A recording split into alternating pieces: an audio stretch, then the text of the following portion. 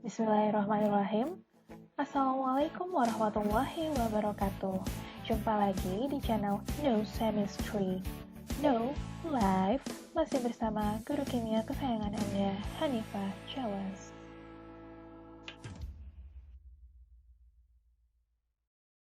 Pada video ini, kita akan melanjutkan video sebelumnya mengenai pembahasan contoh-contoh soal hukum Faraday. Nah, lanjut saja ke contoh soal yang pertama di video kedua ini. Jadi untuk contoh soal yang pertama, larutan CuSO4 dan AgNO3 dielektrolisis secara bersamaan dalam dua sel yang digabung secara seri dengan menggunakan satu sumber listrik. Setelah elektrolisis berlangsung beberapa waktu, ternyata diperoleh logam tembaga sebanyak 6,35 gram. Berapakah massa logam perak yang dihasilkan? Nah, jika soalnya seperti ini ya, kalian sudah bisa memastikan nih bahwa ini kan ada lebih dari satu sel yang dielektrolisis ya, maka ini kita gunakan hukum 2 Faraday. Kata hukum 2, kalau misalnya ada beberapa sel yang dielektrolisis dengan menggunakan sumber arus yang sama ya, atau arus listriknya sama pada waktu yang sama pula, maka perbandingan massa yang dihasilkan pada elektrolisis tersebut itu akan sama dengan perbandingan massa ekivalennya gitu kan. Atau kita tuliskan yaitu M1 berbanding M2 itu akan sama dengan E1 berbanding E2 gitu. Hukum 2 Faraday. Oke. Jadi sebelum ke sana kita tuliskan dulu apa saja yang diketahui di soal. Pertama yang diketahui adalah katanya diperoleh logam tembaga, berarti massa dari tembaga. Tembaga itu Cu, berarti massa si Cu adalah 6,35 gram. Kemudian di sini diketahui AR-nya, kita tuliskan aja ya, ARCu yaitu 63,5, kemudian ARAg itu 108. Yang ditanyakan adalah berapa sih massa dari perak atau Ag berarti ya, massa si Ag itu berapa gitu. Oke, ya udah penyelesaiannya ya menggunakan hukum 2 Faraday ya yang seperti tadi Ibu jelaskan. Ya, perbandingan massa sama dengan perbandingan massa ekivalen. Sebenarnya ini gampangnya seperti ini. Kalau misalnya ditanyakan massa dari Ag, berarti itu langsung aja nih. Kita pakai yang diketahui kan AR-nya nih 2 nih ya, massa ekivalen. Berarti massa ekivalen dari yang ditanya, yaitu si Ag, dibagi dengan massa ekivalen yang diketahui datanya, yaitu si Cu, dikali dengan massa dari si Cu. Ingat kembali bahwa massa ekivalen itu sama dengan massa molar dibagi dengan jumlah elektron yang terlibat dalam reaksi. Ya. Oke, langsung kita masukkan si Ag itu katanya massa molarnya berarti 108 ya, 108 dalam gram per mol boleh ditulis dibagi dengan E-nya yaitu jumlah elektron kalau Ag dalam AgNO3 berarti kan Ag plus ya. Ini Ibu tuliskan kembali ya AgNO3. Kemudian kita punya CuSO4. Boleh langsung aja biar gampang ini Ag plus, ini NO3 min, yang ini Cu2 plus, yang ini SO42 min gitu kan. Berarti yang ini membutuhkan satu elektron atau elektron saja, yang ini 2 elektron gitu ya. Berarti ini dibagi 1 si Ag-nya 108 dibagi 1 gitu kan. Per yang besar si Cu-nya yaitu 63,5 ya. Dalam gram per mol tentunya dibagi dengan si Cu itu 2 elektron ya. Dikali dengan massa Cu. Massa Cu yang didapatkan yaitu 6,35 gram. Tekan. Maka di sini kita dapatkan massa si Ag ya itu sama dengan 21,6 gram. Gitu. Mudah ya? Mudah? Tentu saja mudah, hukum 2 Faraday. Perbandingan soal yang kedua, 1 liter larutan kalium iodida dielektrolisis sampai dihasilkan pH sama dengan 13. Tentukanlah A. Berapa Faraday muatan listrik yang digunakan, B. Berapa liter volume gas yang dihasilkan di anoda jika diukur pada kondisi yang sama saat 2 liter gas CO2 memiliki massa 4,4 gram. Diketahui ARC dan ARO. Oke, kalau ada soal seperti ini, bagaimanakah caranya? Pertama, sama kita tuliskan dulu apa yang diketahui. Diketahui paling pertama katanya pH dari larutan tersebut adalah 13, basa berarti ya. Kemudian apalagi yang diketahui? Untuk soal yang B, katanya diketahui diukur pada kondisi yang sama saat 2 liter gas CO2 memiliki massa. Untuk yang B ini ya, untuk yang B katanya volume CO2 itu sama dengan 2 liter ya, terus massa dari CO2 itu sama dengan 4,4 gram. Untuk yang B. Apalagi? Tidak ada ya. Yang ditanya yang A itu adalah berapa Faraday, berarti F-nya berapa, berapa Faraday. Kemudian yang B, volume gas di anoda, pada anoda ya. Berapa? Gitu ya. Oke, kita langsung ke penyelesaian soalnya ya. Nah, ini kan kita belum tahu nih, kita cuma tahu ada pH 13 katanya. Kita nggak tahu apa-apa, berarti pertama kita harus tuliskan dulu reaksinya guys. Oh ini, ibu lupa, 1 liter volumenya. Volume dari larutan kalium iodidanya ya. Berarti di sini, volume KI itu sama dengan 1 liter. Oke, sorry. Miss it. Oke, lanjut.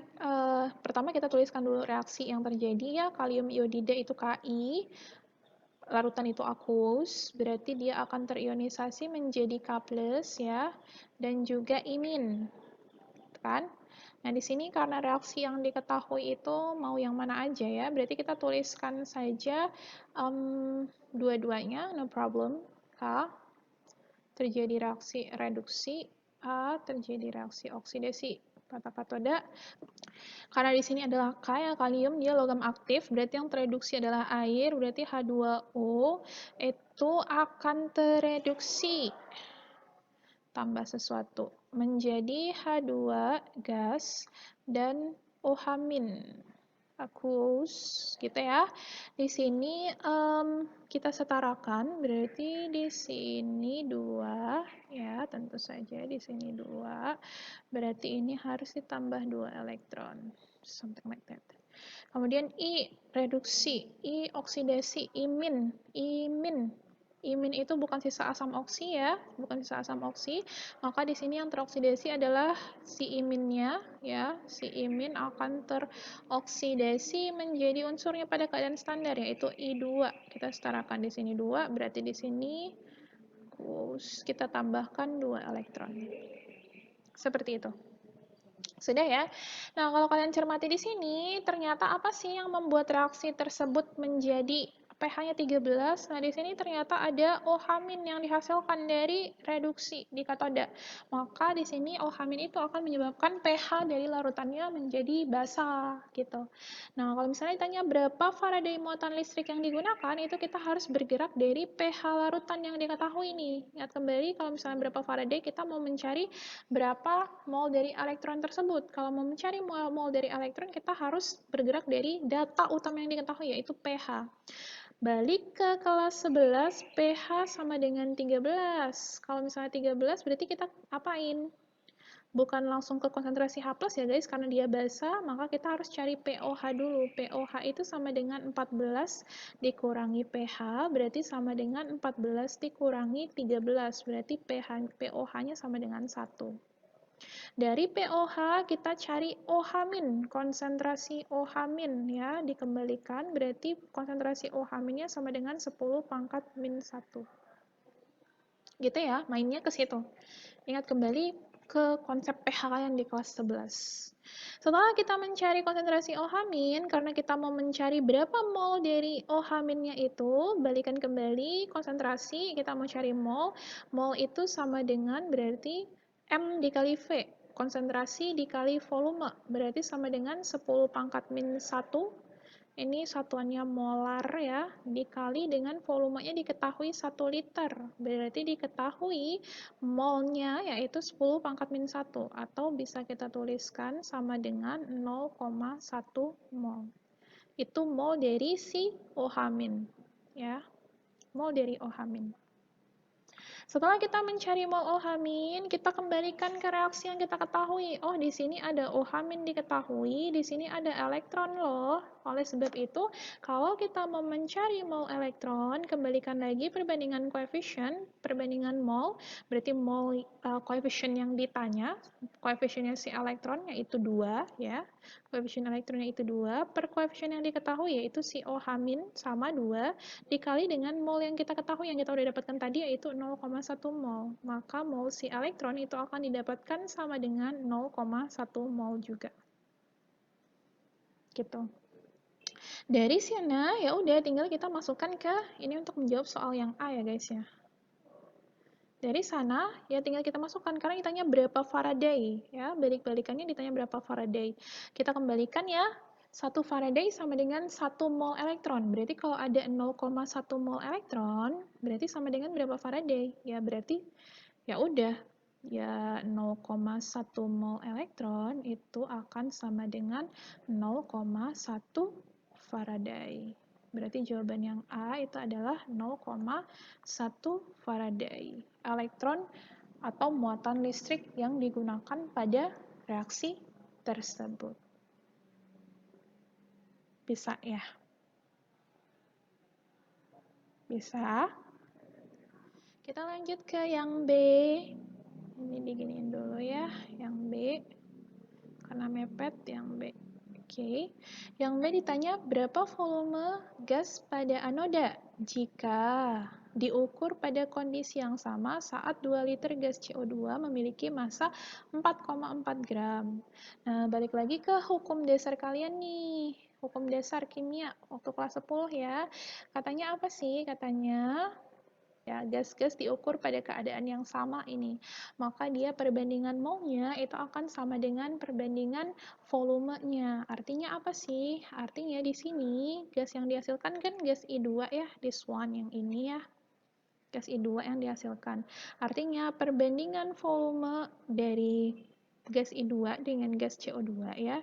Volume gas CO2 berbanding dengan volume gas I2 itu akan sama dengan perbandingan molnya. Mol gas CO2 berbanding mol gas I2 gitu. Sekarang kita pelan-pelan dulu. Volume CO2 diketahui tidak? Volume CO2 diketahui dari soal. Ini udah diketahui. Oke, clear. Volume I2 diketahui tidak? Tidak, karena dia yang ditanyakan ya. Si itu yang ditanyakan. I2 ini yang ditanyakan. Oke. Kemudian mol dari CO2 diketahui tidak? Mol dari CO2 dapat dicari karena di sini diketahui massa, maka ini bisa kita cari.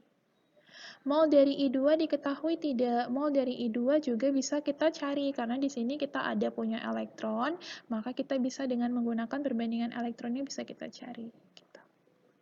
Maka di sini kita break satu persatu ya, satu persatu kita ini digeser dulu aja biar bisa ke bawah. Oke.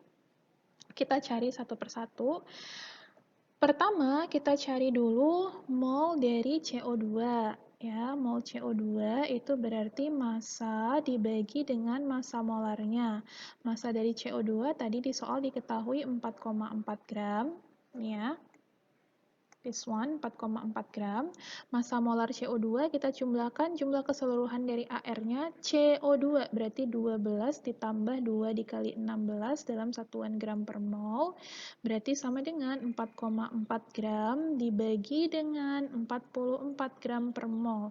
Maka diketahui mol dari CO2 yaitu 0,1 mol. Mol CO2 sudah kita dapatkan, volume sudah. Berarti selanjutnya kita cari adalah mol dari I2. Bagaimana kita mencari mol dari I2? Nah, kita gunakan reaksi yang ini. Reaksi yang ini tadi dari langkah yang sebelumnya kita sudah dapatkan nih mol dari elektron yaitu 0,1 mol.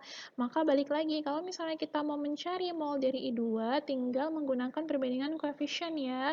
Koefisien yang ditanya yaitu koefisien I2 itu sama dengan 1 per koefisien yang diketahui si elektronnya. Semua balik-balikannya ke elektron lagi guys. Si elektronnya yaitu 2 ya. dikali dengan mol yang diketahui, yaitu mol elektronnya yaitu 0,1 mol. Maka didapatkan mol dari I2-nya yaitu 0,05 mol. Gitu. Sudah ya, artinya ke semua data ini sudah kita ketahui nih. Maka selanjutnya apa yang kita lakukan? Selanjutnya adalah kita tinggal mencari volume dari gas yang dimau, yaitu I2. Volume I2 gampang aja karena mol-mol, berarti mol yang ditanya, mol si I2 di bagian atas, dibagi dengan mol yang diketahui, yaitu mol dari CO2. Ini perbandingan ya, dikali dengan volume yang diketahui yaitu volume si CO2. Maka kita tuliskan mol dari I2 yaitu 0,05 mol dibagi dengan mol dari CO2 yaitu 0,1 mol dikali dengan volume CO2. Tadi diketahui dari soal yaitu 2 liter. Maka di sini kita tuliskan volume CO2-nya adalah 2 liter. Maka kita dapatkan ini hasil baginya setengah, berarti volume I2-nya adalah 1 liter. Gitu. Ini volume I2. Gitu. Sampai sana bisa dipahami? Jadi Ibu ulangi untuk yang B ya. Di sini katanya berapa liter volume gas yang dihasilkan. Gas ini itu berapa sih volumenya?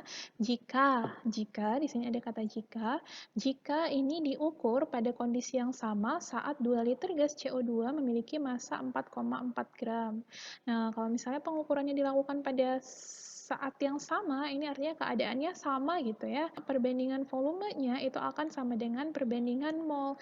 Maka kita dapatkan perbandingan volume yang bereaksi gas-gas yang itu, perbandingan volume gas-gas itu akan sama dengan perbandingan molnya gitu. Nah, volume CO2 tadi udah kita ketahui, volume I2 yang ditanyakan, NCO2 itu bisa kita cari nih dengan cara massa, karena diketahui massa dibagi massa molar. Kemudian NI2-nya kita harus cari dari persamaan reaksi ini nih, karena di sini kita bandingkan dengan berapa mol elektron yang terlibat gitu ya. Ini sudah kita dapatkan tadi. Kemudian sisanya tinggal kita cari volume I2-nya dengan membandingkan mol dan volumenya. Maka didapatkanlah hasil akhir bahwa volume I2-nya adalah sebesar 1 Didapatkanlah hasil akhir bahwa volume I2-nya yaitu sebesar 1 liter. Jadi untuk menyelesaikan soal-soal hukum Faraday yang berkaitan dengan sel elektrolisis ya, kalian tinggal lihat apa yang diketahui dari soal, kemudian arahkan ke untuk mencari muatan listrik yang diketahui gitu, atau jumlah elektron yang diketahui. Nah, bisa gunakan dari muatan itu kita bisa cari muatan dulu dengan menggunakan persamaan yaitu I dikali T, arus listrik dikali waktu dari elektrolisisnya, waktu reaksinya. Dan kemudian dari sana bisa kita arahkan untuk mencari jumlah elektronnya nih dengan persamaan kedua, Q itu sama dengan N dikali F. N itu mol elektronnya, F itu Faraday-nya gitu ya. Bilangan Faraday 96500 kolom per mol. Jika tidak diketahui di soal bisa diasumsikan segitu. Tapi kalau misalnya diketahui di soal nilainya spesifik misalnya 968485 berarti gunakan yang itu gitu. Kemudian dari sana bisa dihubungkan dengan hukum 1 dan 2 Faraday, di mana kalau misalnya di hukum 1 itu disebutkan bahwa massa zat yang dihasilkan pada elektrolisis itu akan sebanding dengan muatan listriknya gitu. Maka nanti didapatkan persamaan yaitu M sama dengan E dikali I dikali T dibagi dengan F, di mana E ini merupakan massa ekivalen yang nilainya dapat dicari dengan membagi massa molar dengan jumlah elektron yang terlibat dalam reaksi tersebut. Kemudian, kalau misalnya reaksi elektrolisisnya diketahui bukan pada satu sel elektrolisis nih, tapi ada beberapa sel elektrolisis yang dilakukan pada suatu waktu tertentu ya, waktu reaksinya sama, kemudian jumlah arus listrik yang dialirkan itu besarannya sama gitu, maka ini dapat kita cari dengan menggunakan hukum 2 Faraday. Katanya apabila ada beberapa sel elektrolisis ya yang disusun seri pada waktu tertentu, kemudian dia besaran arus listriknya sama yang diberikan, maka perbandingan massa dari zat-zat yang terdapat atau dihasilkan dari elektrolisis tersebut itu akan sama dengan perbandingan massa ekivalen dari zat-zat tersebut yang ada dalam reaksi gitu. Maka rumusannya yaitu M1 berbanding M2 dan seterusnya itu akan sama dengan E1 berbanding E2, di mana E sama yang tadi yaitu massa ekivalennya gitu. Jadi perbanyak latihan soal. Sekian video kali ini, semoga apa yang disampaikan pada video ini bisa bermanfaat untuk kalian dan juga bermanfaat untuk ibu sebagai pembuat. Tetap semangat belajar, kita jumpa lagi pada video berikutnya. Wassalamualaikum warahmatullahi wabarakatuh.